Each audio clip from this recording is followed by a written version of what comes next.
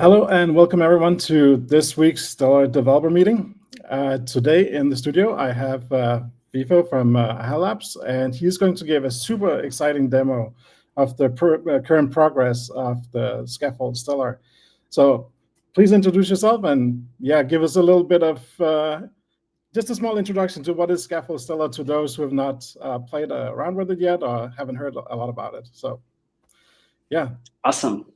Yeah, thanks so much, Carson. So, hey guys, I'm Fifo. I'm work at HAL Labs. I'm a principal engineer there, and I'll be presenting the Scaffold Stellar. For those that don't know about it, it's basically, it includes a CLI and a base project in which you can start developing on Stellar and Soroban in a very easy way. You can think of it as an all-in-one repo and a lot of very helpful tooling around it for you to build your contracts, deploy, test it, have your own environment, configuring the way that best suit your application, and really move fast at this initial process and the whole development cycle. So I'm very excited to share this with you guys.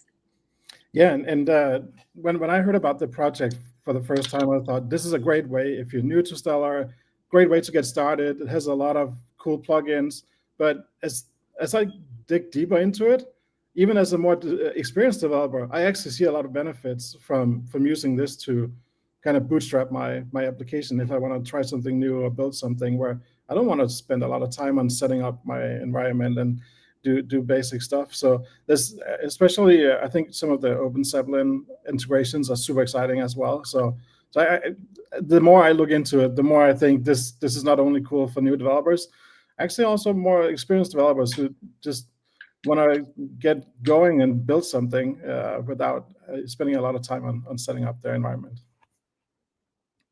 Exactly. I think you said it all. And it's what I think it's great about it is that it helps not just new developers that are coming to the ecosystem and don't really know Stellar that well. So they might have like those common initial hurdles when starting projects and start playing around.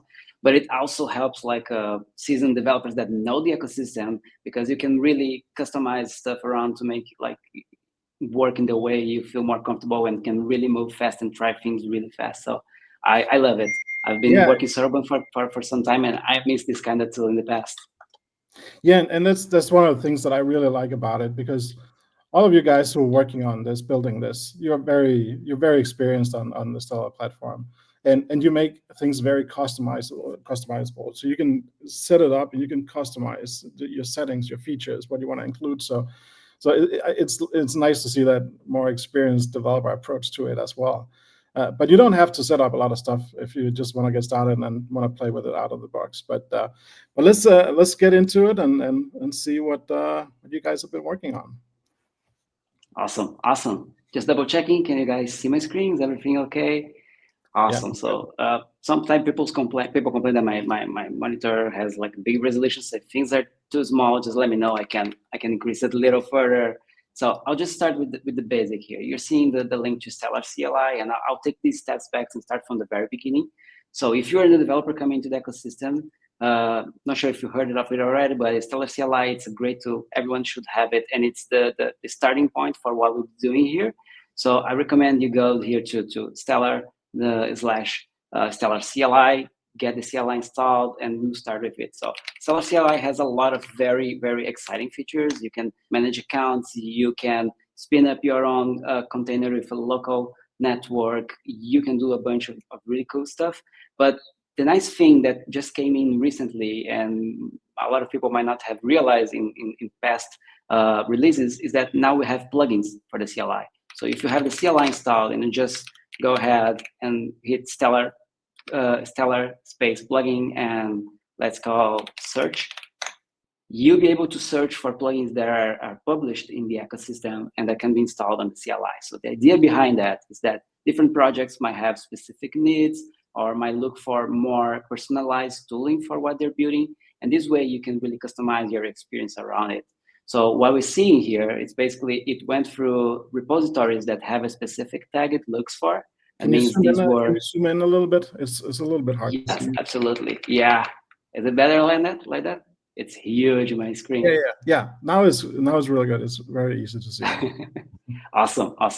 So basically, it just found for hits, and it's looking on GitHub for a specific tag to indicate this is a plugin for the Stellar CLI. And we can see a bunch of interesting stuff already. So there's the Scaffold Stellar. It's in a repository called ahalabs/Scaffold Stellar. There's also, you can see the contract bindings. There is the OpenZeppelin upgrader, so the CLI upgrader for contracts. And we should be seeing a lot more exciting stuff coming next. So for this demo, we'll go with the Scaffold Stellar. I already have it installed. I'll just open the repo here. You can access GitHub on ahalabs/Scaffold Stellar, and you can go through the instructions here to get it. It's very simple, just cargo install, and you have the CLI. I already have it here, so it's probably just, yeah, there you go. I have v005. We also have the registry, which is something really exciting, but I won't be focusing too much on this demo in function of time. So I think we can have subsequent sessions just to go deeper into some of the features that won't be here. I'll try to focus more on initializing the project and playing around with it. So I have it installed. Once you have the plugin installed, you can access those through the Stellar CLI directly. So I'll go with Stellar, Scaffold, just hit H to see the help. And you get a bunch of new commands with this plugin. So init will allow you to start a new project from scratch, and it comes with this pretty exciting mono repo that you can manage your contracts. You can build the contracts, generate the clients. You have a front end that's ready to interact and integrate with these clients. So it's really neat. You have a build function that not just builds the contract, but also runs certain routines that I'll be showing afterwards that are associated with the configuration you have in your environment. You have also the generate command, which allows you to generate new contracts. So these allow you to go through the OpenZeppelin examples, and it can send you to the OpenZeppelin wizard. And there's a bunch of new stuff coming in the future as well. You can upgrade existing repositories for the Scaffold, turning your workspace into a Scaffold project. There's the update env just to update your environments in your working space, and also watch, which I'll be using a lot in this demo, that builds everything and keep watching for changes on both sides, so both the contracts and also the front end. So for this, let's go ahead and start a new project. I'll just go with Stellar Scaffold init, and let's call it demo 10. I think I have a bunch of demos already in this folder because I was playing with these throughout these past few days. Let's just see. Yes, CD. I'll just open this new project, and you can see here that it downloaded the repository from ahalabs Scaffold Stellar Frontend. So if you want to have a look at these or even submit PRs if you find anything to improve, feel free to do that. So I'll go ahead and CD demo. I'm in the folder, and let me open it with VS Code. So there's my VS Code. Let me just position it here and really increase this so you guys can see what's going on. So, all right, starting in this new repo, what do I have in here? What is the structure? What am I seeing in this? So just a quick walk through. What you're seeing here on top, you have a folder for contracts. And this is basically where your contracts are going to live. They are following this format in which you have a directory for each contract. You have the cargo toml, source, and out of the bat, you can see we have 3 examples. This is something that is in this current format. And also it's important to bring a disclaimer that everything here is a work in progress. This is very recent. So if you see any bugs or anything that we could be improving, feel free to share your feedback. We appreciate. And there's definitely a lot of stuff that we'll be iterating and improving over the new releases, the following releases. So you see under contracts here, I have a fungible token from the demos. I have a hello world example, and I have the NFT enumerable, which is also a different example of contracts. So contracts is where your Rust code exists. This is all a big workspace, and you can see the source code directly. If you scroll a little bit, you see packages. Right now, this is empty. So where is this packages folder? The idea is that as I'm building these contracts, we're automatically going through our configuration and deploying these contracts and generating the TypeScript binds. So we are creating clients for these in TypeScript and putting those in this folder. So all the clients that are generated for the contracts will come to the package folder, and that's where they're going to be accessed from. So if I go down below, you'll see that we also have a front end here. So this is a React.js with TypeScript and Vite.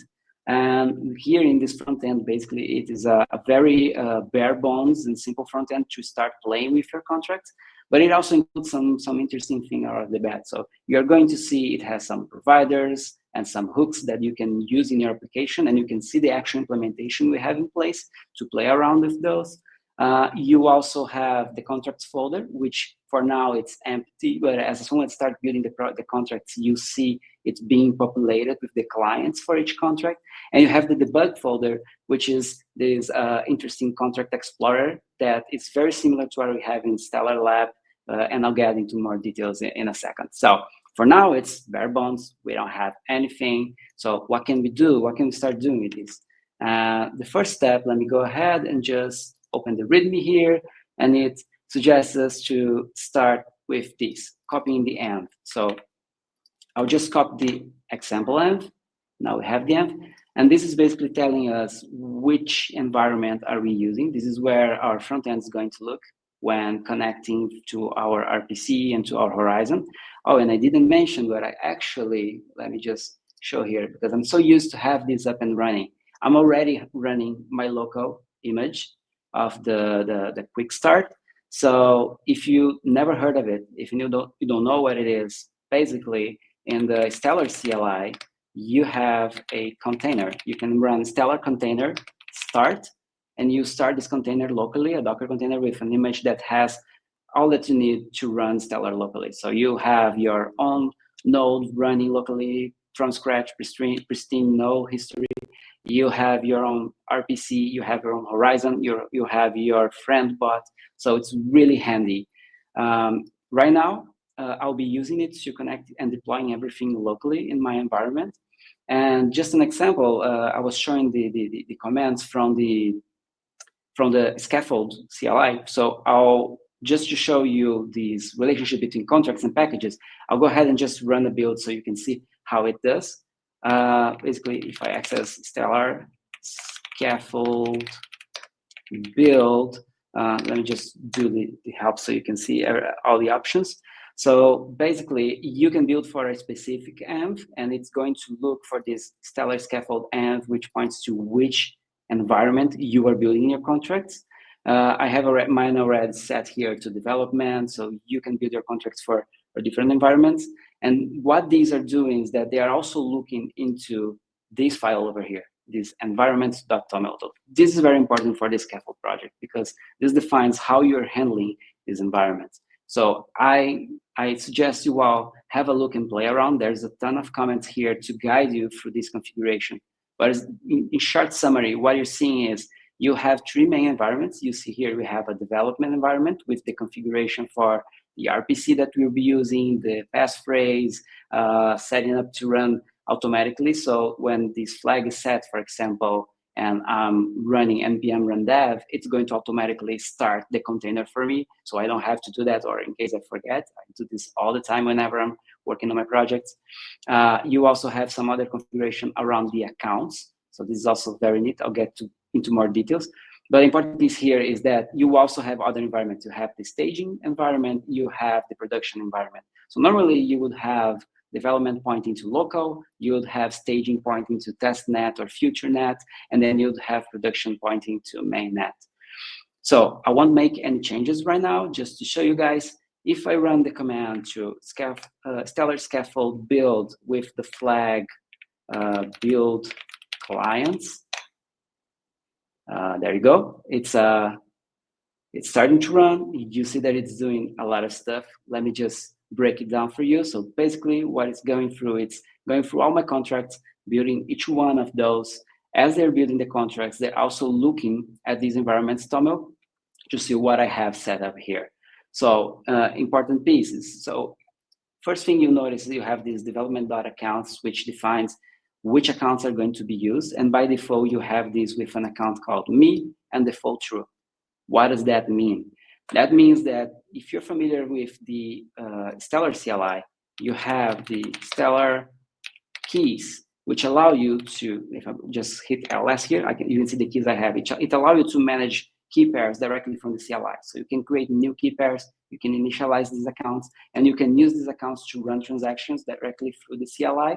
So the nice thing here is that as you set these accounts here, automatically doing the build, it's going to identify if I have an account called me or not. And in case I don't, it's going to create this account and initialize it for me.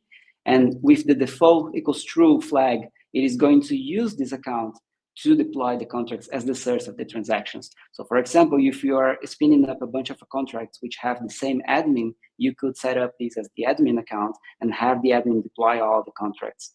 Down below, you have here also the development contracts, which specifies which contracts the build command should build for these environments. So here, for example, it comes out of the bat already pre-configured with the contracts we have here as examples. So you have the hello world and this inline syntax saying that I want to generate the client for it. So basically the hello world. Down below, we have the fungible token, which also is generating the clients. But you can see down below it has something else. You can already set the constructor args directly into this format, and you can use the accounts that are specified on top to be used as parameters, as arguments. So here, it's already invoking the constructor arguments, the constructor function for my fungible token, setting the owner as the me account and an initial supply. And the same thing for the NFT contract as well, it's setting the owner. And you can also play around with these because you can add post initialization commands. So you can have, for example, this after deploy, and you can chain new commands after everything is deployed if you want to run a specific configuration. So let's say that after deploying everything and initializing the contract, you already want out of the bat to mint some units, to send to some accounts, to send around some tokens. So you can do that very easily. So you see a lot of stuff ran here. Actually, I ended up jumping a few steps. So we just have the contracts and the packages, and you can see those were generated based on the contracts we have specified here. So all of the TypeScript packages. And these also filled in the contracts for my front end. So we can start playing with this front end. All right, so let's get back to repository. I just initialized this project. What are the steps that I need to do as a fresh project? So we just copied the env. Now what we need to do, we need to install the dependencies because we have a bunch of dependencies that we are going to need, for example, to run the concurrency and so on. So npm I, just run the installation, wait a little bit. Let me just close this other one for a second. Okay, everything's installed. What is the next step? npm run dev. So as you run npm run dev, you see a lot of things going on here, and this is where I think the magic lies. So npm run dev, and a lot of stuff is running.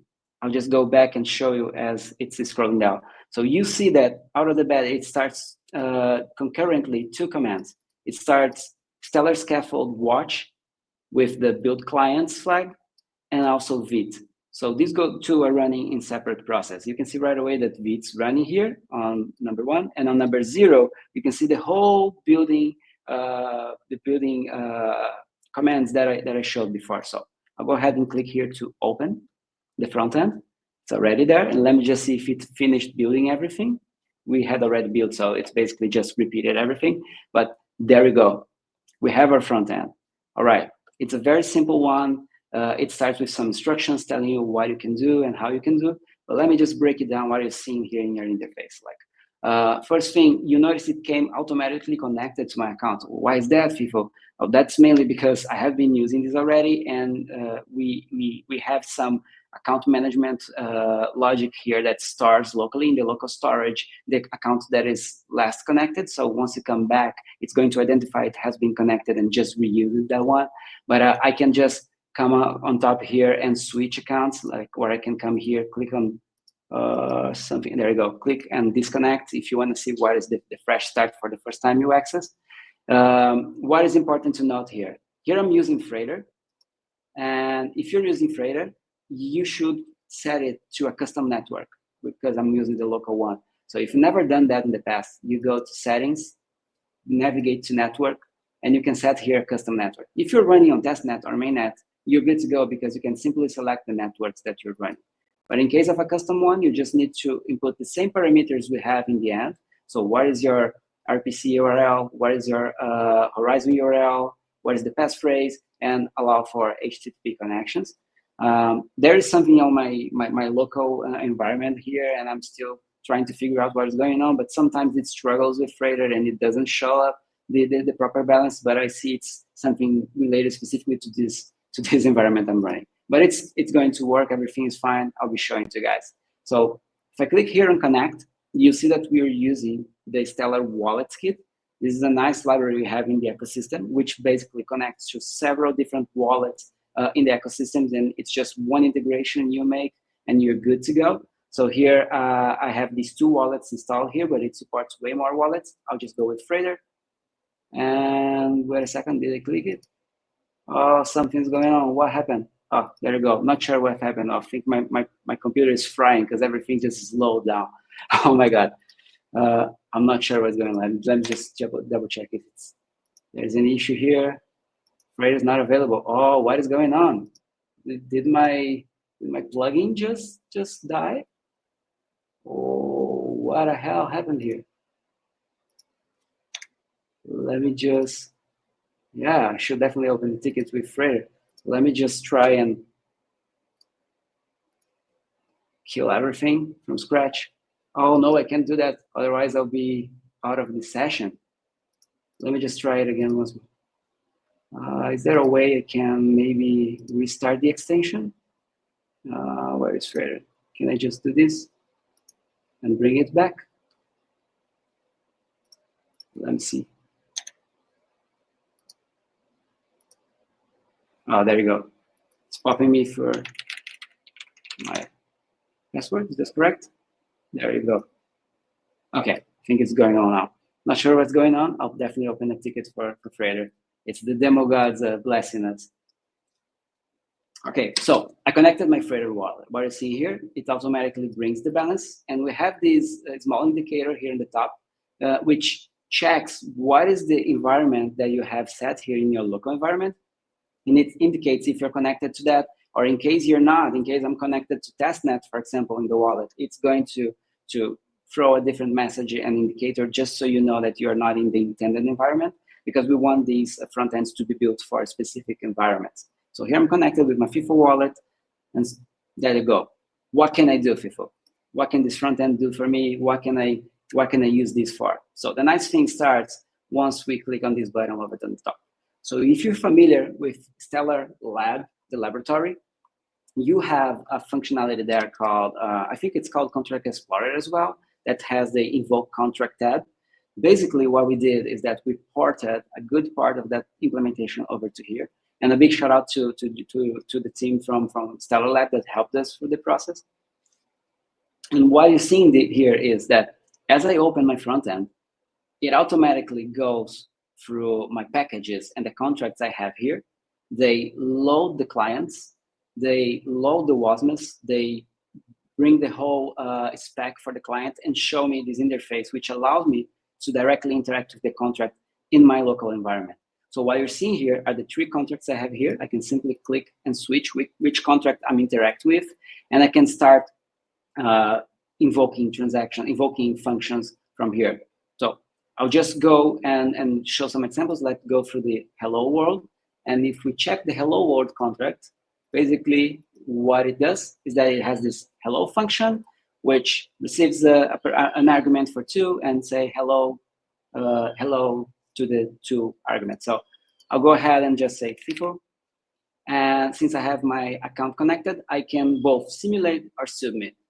I'll break those into details. So I'll start just with simulate. If I click simulate, it's basically running the simulation of the transaction, and you see some stuff already changed. So, okay, what changed here? First thing is, it is using my account that is connected here as the source account of the transaction, and it's simulating an invocation with the parameters that I'm putting here. You can see on top that it showed this flag to indicate it's a read invocation. So that means that if I go ahead and submit this invocation to the network and it is processed, there's no change in state. We're not changing any state of the contract. So there's no real reason to actually submit and pay for the fees. If we just want to fetch some value or see some result, we can just simulate and see the result, which is what we have down below. Here we have the response and the result of the simulation. So it is a successful one. And you can click here on show details and you expand the whole view and you have the entire response So if you scroll down, if you're familiar with this, you see that we have this results object, and here we can see the return value. So it's saying hello Fifo with the parameter that I use. So if I say something different, like hello John, I'll simulate again, show the details, go down below, and there you go, hello John. Awesome. What else can you do? Let's try a different thing. Let's, for example, let's switch here and make a new function. And let's make some changes. Let's store a value. So I think things start to get interesting as you start playing with your contracts and change things around. So I'll just store, let's say, what can we send here? Let's send an address. So let's send an address. And it's address. We don't return anything, and we'll just store these in the storage. So just go ahead and .storage. Oh, there you go, Copilot. Let me just double check. Set. No, this is wrong. This is wrong. Damn it, Copilot. So storage instance. Let's use instance for now. I have cold hands. Instance set. Okay, let's use a simple key. So symbol short. I think I might have to import this. Symbol short. Let's just call my key for now. And the value will be the address that we're sending. Okay, let me just save. Let's see what I'm getting. Oh, this should be, there you go. Let me just save it again. I think this is good to go. Let's wait a little bit. You see that as soon as I'm saving, everything is running again. So it's watching for changes in real time. And as it identifies that I changed the contract, and it builds and it notices that WASM is different, then it runs the whole routine. So it redeploys, reinitializes, and this is very, very powerful because it means that as I'm making changes, it's identifying when it's relevant, and it redeploys, it regenerates everything. And if you paid attention, you should have seen that the front end already updated here on the side. So I already have the store val showing up in here. So that's really neat because it means that as I'm making changes, I can already invoke from the front end. So the star val here allow me to send an address. So I'll just copy my own address from here. We should definitely add the copy button here. So I'll just paste it here. I'll simulate. I see that I can send it. I can submit this. But if you notice here on top, now the badge is slightly different. Let me close this. You see now it indicates it's a write invocation. So this means that based on this simulation, if I submit this, I'll be changing some value and storing some value in the contract. So I'll go ahead, I'll click and submit, and it's popping me up to sign. This is just because of the issue I mentioned here in my environment. It sometimes don't know I have balance, but there you go. It was executed, and here it is. This is the, oh, damn it, 1Password. It's going to be popping up. So what you're seeing here is the result of the submission, and this is slightly different. So it has the same compact version, but I can click on details, and I can expand. Oh, should I just close this? Can I just, yeah, let me just finish it. There you go, 1Password.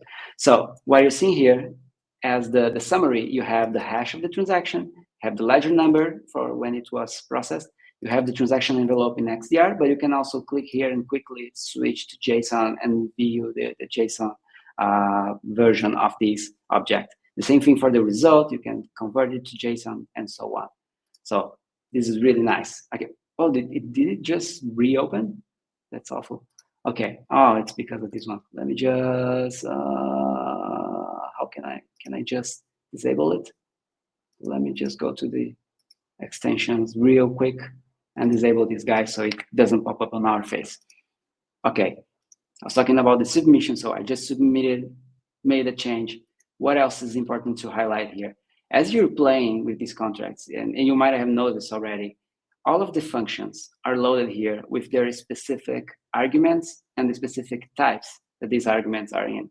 So for example, if you're looking here to the hello, it expects an SC string. So it's only accepting strings. So as I'm typing here, it's validating the input that I'm providing. So for example, here it expects an address for the store val. If I put anything else other than an address, you see that it's validating and telling me, hey, this is not a public key or a contract ID, so it needs to be a valid address. And you should see this for all of your functions, all of the known types. So if you go here over the fungible token, for example, you see we have all of these types indicated here along with the fields. So we have here I128 and so on. And for functions that don't have like arguments, don't expect arguments, you just see this compact version. So you can just check and simulate like, hey, is this paused?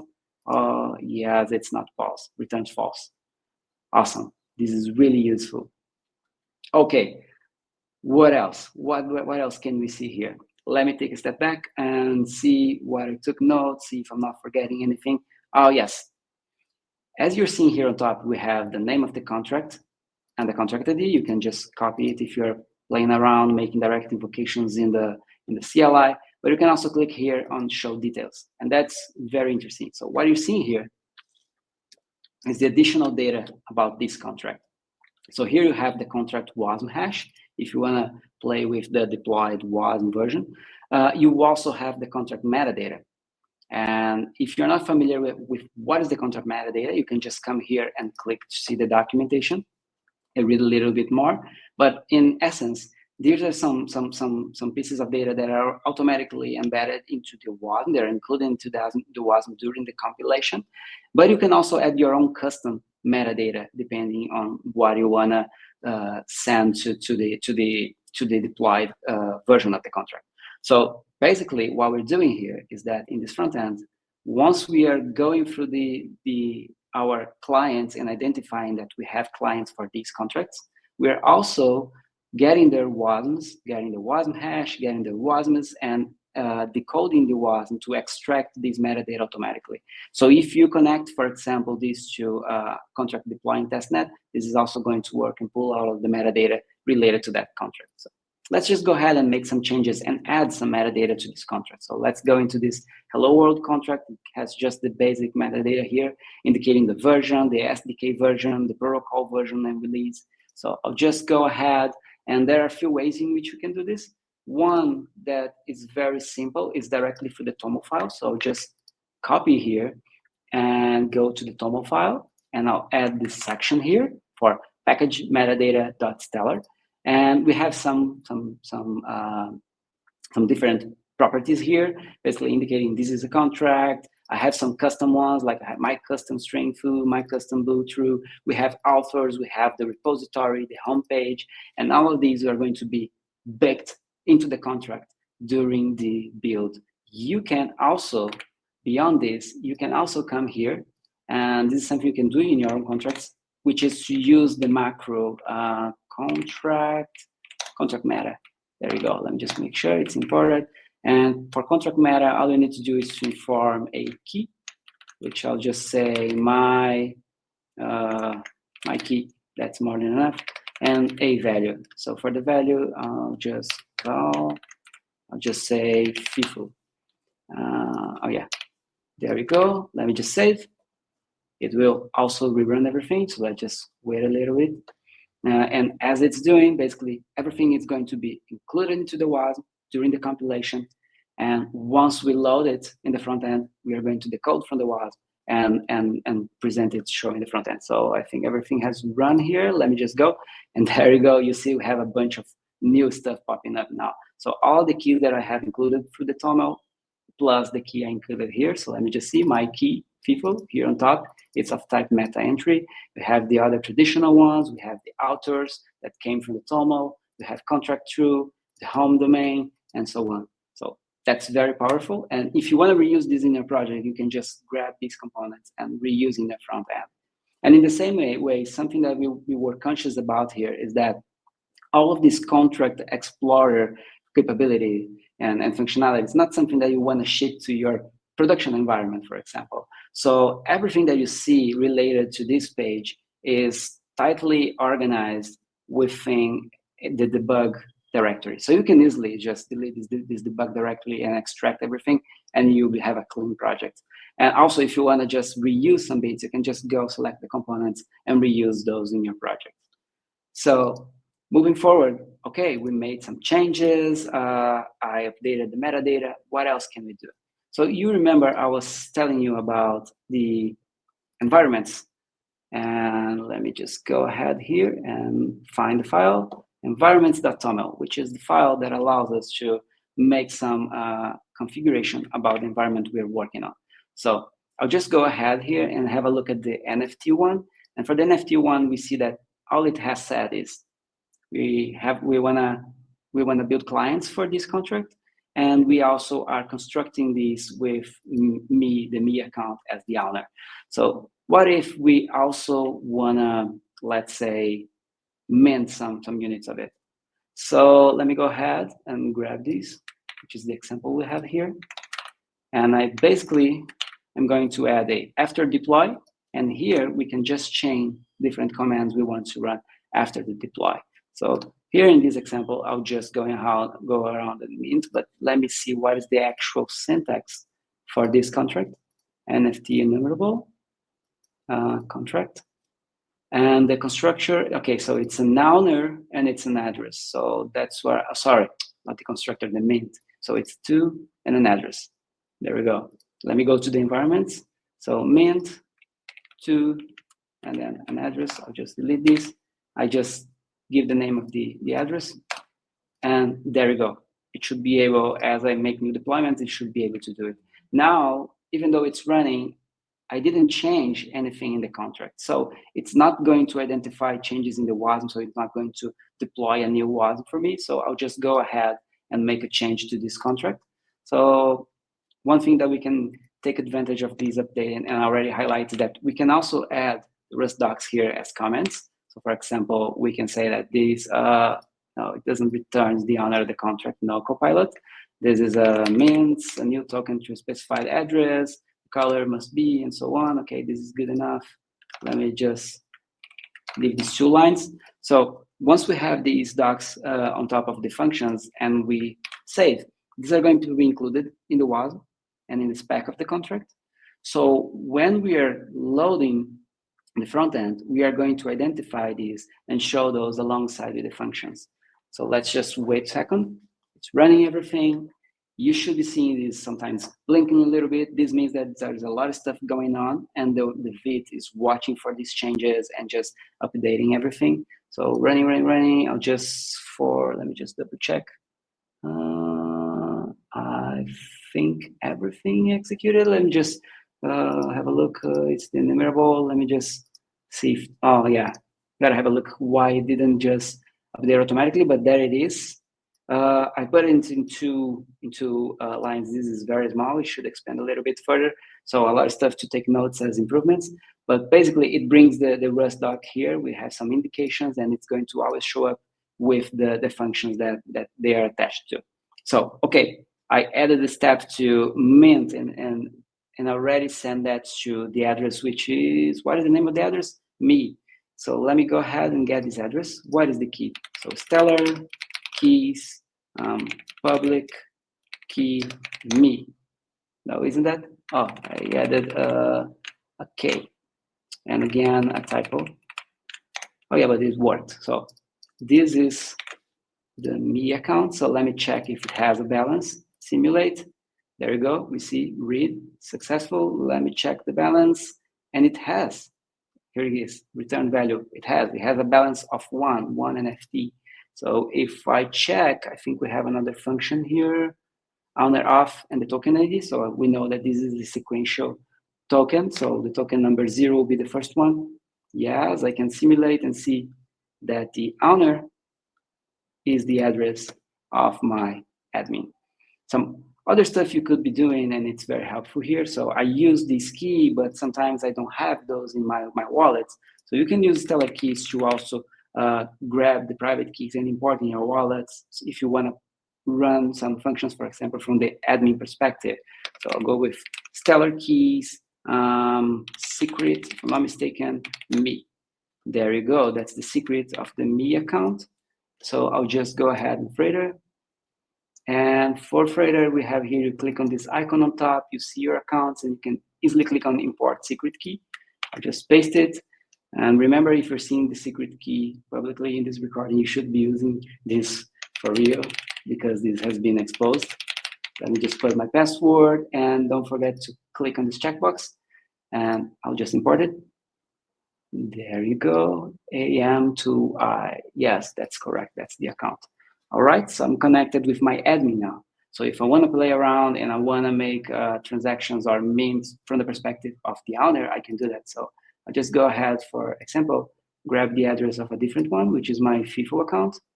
I'll just come here, copy, and again, switch to my admin, which is this one. And let me mint a token to my Fifo account. There you go. And one important thing here, you notice that right away I can click on submit. You don't have to manually simulate. You can always simulate to see beforehand what will be the outcome, if it is likely to fail or not. But you can just come here and directly click on submit, and it's going to run the whole workflow. So it's going to configure the transaction, simulate it, check the result, prepare the transaction, sign, and then submit. So I'll just click on submit. Will be prompted to reveal and sign, approve and continue. Yes, that's correct. Sign transaction, and there you go. It was successfully executed. So if I grab my Fifo account here now and check for the balance and simulate, I should be able to see that it holds the token. Oops, too much scroll. There you go. Return value number 1. It means it's holding 1 NFT. And if I check for the owner of the number 1, let me see, show details. Who is owning the NFT number 1? There you go, the Fifo account. Awesome, awesome. Okay, Fifo, but you're just showing the examples we have here. You just made small tweaks. What else can we do? What else is in there for us? So another nice thing that I want to show here today is the generate. So if you go to, let me just close, let me stop this for a while and close this one just so you guys can see this. Let me just go to Stellar, Scaffold, again, show the commands. These are the commands we have. I want to show you the generate one. So the generate one is to generate new contracts in this repository. So let me go ahead, Stellar Scaffold, generate, and let me see the options we have here. So basically, sorry, I can generate contracts. So generate contract, H, and there you go. So the options I have here, I can clone one of the examples existing in the Open Zeppelin repository. And if you're not familiar, let me just make sure I have it here. This is the repository. It's managed by Open Zeppelin. They have some very nice examples over here that you can have a look. So basically, you can choose any one of those and directly clone into the repository. You also have the option to list the existing ones, which will show the list of the ones in the examples. You can also go to the wizard, so it's going to pop up. Let me show you. If you hit contract, oops, from wizard, it pops up the wizard from Open Zeppelin. So this is a really nice wizard that allows you to combine different features. So I want to make a token that is mintable and it's burnable and pausable. So it adds all of these characteristics and all the macros, and you can just grab it and bring it to your project. But what I'll be doing here is basically using the other option, which is I'll go contract LS. Oh, sorry, it's LS. And here I can see all the available contracts in the Open Zeppelin. So I'll go ahead and copy one. Let me see. I'll get, let's use the fungible cap. If I'm not mistaken, I think that's a good one. Let me just, again, check it from. Okay, so I'll use from. So Stellar Scaffold generate contract from. And I'll add, it's fun, how do you write it? Fungible capped. Fungible capped. Is that correct? I hope so. Yes. Let me see. Yes, we have a new contract here. So if you look here, we have the contract, fungible cap. It was imported in our repository. So let me go ahead and also add it to our configuration so it can be built and we can generate the client and so on. And let me have a look. Does it have a constructor? Yes, it has a constructor and it expects a cap integer. So let's go to our, do we have it open? No, where is it? Environments.toml. I'll go ahead and add a new contract. So I'll use the same syntax we did for the token, for the Thunderbolt token. I'll just copy these. Let me put it at the end. So I'll have a new one, and this one is fungible capped. it's important that it matches the name. Let me see how it's set in the TOML. Where is the TOML? There you go. Example. So it's fungible capped example. Yes, but it needs to match the final file generated. So it should have the underscore. So fungible capped example. There we go. Client true. And we also wanna invoke the constructor right afterwards, but it accepts a cap argument with an integer. So I'll just say the cap is 10,000, just an arbitrary number, and let's save. Let me see. Oh, sorry, I had stopped the command here. So npm run dev. Let's see if it identifies the changes right away and runs it. It's running everything. Let me go back here to see if, there we go, but I think it didn't deploy it yet. Let's wait a little bit. Is it running? Let me see the Stellar. Hello, and so on. No, I think it stopped. So I should have run the command before I updated it. Let's just make a small change so it detects the change. I'll just add some comments here, maybe on this one. Oh no, it's still running, sorry. There you go. Still running, still running. Is everything updated? Doing it for a while. Don't worry, this happens sometimes as we are removing and adding packages. Let me just double check if this is because we added a new package that was not tracked. I know there is an open issue that the team was working today around how we are tracking the newly generated packages. So sometimes we add a new package and it might not identify in the workspace. So we just run the npm I here at the root level and it will identify.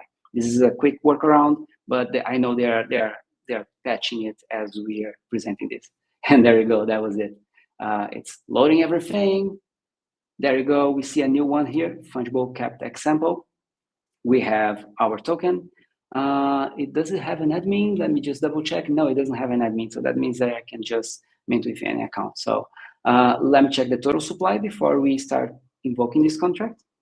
And the total supply is indeed 0. So there are no units in existence or running around. So let's go ahead and mint some. So I'll just mint to our admin or to our main account directly. And you open here, copy. Let's just use this one amount. Let's just use a normal amount that's under the cap. So this one should be okay because it's under the cap. Loading, there you go, execute it, submit it. If I get this account and check the balance, simulate, show details, and I run down here, 5,000, so the balance is there, it was minted. So let's go ahead and try to mint 5,001, and this now shouldn't go ahead. So if I click both simulate or submit, it fails because the simulation fails because we are hitting the cap. So we should be able to see here the details of the failed simulation and what happened. So as you see, we just added a new contract, started playing around, and you see things give us a lot of speed because you can just start invoking everything from the client and seeing the changes right away. So I think this is very powerful and should be very helpful for new developers coming, getting up to speed and seeing how the implementation is managing all of these workflows. And you should be seeing some improvements coming soon as we gather feedback and start adding more functionality to it. So I'll pause for a second and take a sip of water just to lubricate my vocal cords. And Carson, I'm not sure if we have any questions or if you'd like to open up for anyone. I think we're pretty much caught up with questions, but if anyone has questions, please feel free to ask. I think this is a really great demo that shows how much progress you've made on this. I love that the tooling is built in. It makes it super easy to debug and to develop and add on to your smart contracts. You don't need to have a ton of tooling set up. It's all built in. It makes it very, very easy. So yeah, I downloaded and ran the latest, that's at least the public one, last night, and it was super easy to get up and running. As soon as I figured out that I needed to have my Docker running, I didn't have that. It was on pause. So After that, everything was pretty smooth. And there was a comment about Stellar Lab. You can actually connect Stellar Lab to Quick Start. That works even if you have Quick Start and you have this running on your local machine. You can still use the web-based Stellar Lab. But I think most of the functionality that I would be interested in, you already exposed those here, like the smart contracts. You can invoke them and you can see the output. So most of the functionality I use in Stellar Lab is already included in this version. So yeah, amazing job. Awesome. It's great to hear that. And I invite everyone to play around, test, share the feedback, especially people participating in the hackathons. Like this is a great start for the hackathons. They can really get up to speed. Yeah, I think for Hack Meridian, we definitely need to do a big push to get people going on this. We always see when we do hackathons, we always see some struggle a little bit setting up the environment, get everything installed, and sometimes they maybe spend an hour getting things up and running instead of starting to code or to decide what to build. So this is really a fast track to get started working on your project and start coding. Yeah, and we have some hidden gems that I didn't even touch here because of the time. But if I really suggest you guys have a look. For example, we have some hooks that allow you to directly listen for specific events. So if you're playing with events and meeting events in your contract, you can already in your front end start listening for those and reacting automatically. So you could make some fancy stuff here. I think this could be a next step for this Explorer to have some options to already listen and see the events coming up as you're making the invocations. So this could be very powerful. Yeah, great. Awesome. Any If you other guys find anything or have any feedback, feel free to share directly in the repository or get in touch with us. Yeah, how is the best way? Let's say I find a bug or something is not working. What is the best way to let you guys know? I would encourage everyone to directly open an issue on the repository because we are definitely looking there every day to be the quickest way. But we're also on Discord. So on the developer Discord, the developer community, we're always there. So feel free to just tag us, me or the team. We're always looking there. Great. Okay, if there's no other questions, I would like to thank you so much for giving this demo. This was a very extensive demo. You really took us far into the Scaffold Stellar, and it was really great. So yeah, thank you so much. And I think we will probably do another update at a later time. But until then, I would encourage everyone who builds on Stellar to try it out. It's really impressive. I love how much is included, how much you don't need to set up manually, and integrating the tooling and getting to a point where you start to be productive super fast. I think that's a great experience. So yeah, go ahead and try it out. And yeah, thank you for listening in. We will be back next Thursday. Thank you, everyone.